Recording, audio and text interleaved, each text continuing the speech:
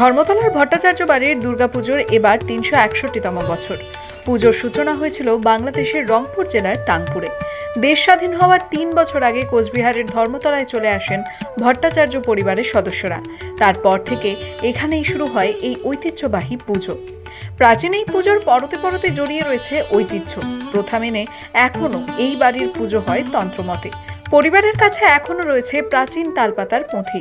তন্ত্রধারক প্রথমে মন্ত্র উচ্চারণ করেন এবং পুরোহিত সেই মন্ত্র শুনে পাঠ করেন। পুজো শুরু হয় প্রতিপদে, চলে টানা 10 দিন। দেবীকে দেওয়া হয় বিশেষ ভোগ। ভোগে থাকে বোয়াল মাছ, পুঁটি মাছ, ইলিশ মাছ ও শোল মাছের নৈবেদ্য। পুজোর প্রথম দিন শুরু হয় বাল্যসেবা দিয়ে এবং এখনো সেই পুরনো রীতি মানা হচ্ছে। আমরা এসেছি স্বাধীনতার কয়েক বছর আগে বা হয়তো ওই সময়টাতেই, প্লাস মাইনাস 1-2 বছর হতে পারে। তো সেই সময় যখন আমরা শিফট করি তখন সঙ্গে আমরা আমাদের যে গৃহদেবতা তাকে নিয়ে আমরা এখানে আবার নতুন করে মন্দির তৈরি করে সেই আমাদের যা রীতিনীতি ছিল সেটাকে অক্ষত রেখে একই রকমভাবে আমরা সেটাকে চালিয়ে আসি। আমাদের যে মানে তালপাতার পুঁথি, এটা আমাদের পারিবারিক, এটা কোনো জায়গা থেকে পাওয়া বা কোথা থেকে কিনে আনা তা নয়, একদম বাড়িতে তৈরি করা। এবং আমাদের এই পূজা পদ্ধতি অন্য কোনো জায়গাতে মানে আপনি পাবেন না।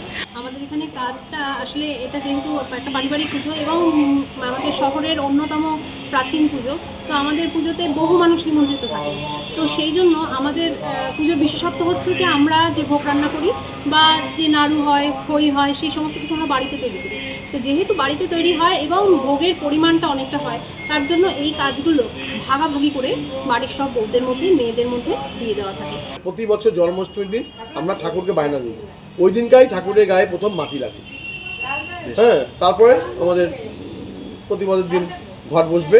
প্রতিবাদ থেকে পঞ্চমী ষষ্ঠী পর্যন্ত আমাদের ঘটে পুজো হচ্ছে এবং চণ্ডী পাঠ হচ্ছে।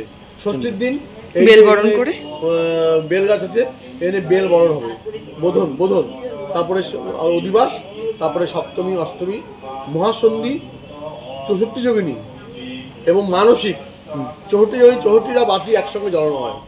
হ্যাঁ, এবং মানসিক আমাদের মানসিকে আমরা শুনেছি আমাদের দাদুদের কাছে, বাবা কাকাদের কাছে, এই মানসিক পূজার সময় আমরা সবাই এখানে ওই পূজার সময় তাকায় থাকবো, তখন নাকি মা চোখ খোলেন। এটা আমাদের মানে একটা আছে। সেই হিসাবে আমরা বাড়ির আবাল বৃদ্ধ করি সবাই ওই সময় মায়ের কাছে সবাই বসে থাকি, হয়তো মা ওই সময় আমাদেরকে দেখেন। এটাই হলো আমাদের। আর মা আমাদের পুজোর ভোগ, মাছ ভোগ হয়, বোয়াল মাছ, শোল মাছ, পুঁটি মাছ, তারপরে অন্য কোনো মাছ, এই 3টা মাছ আমার লাগবেই।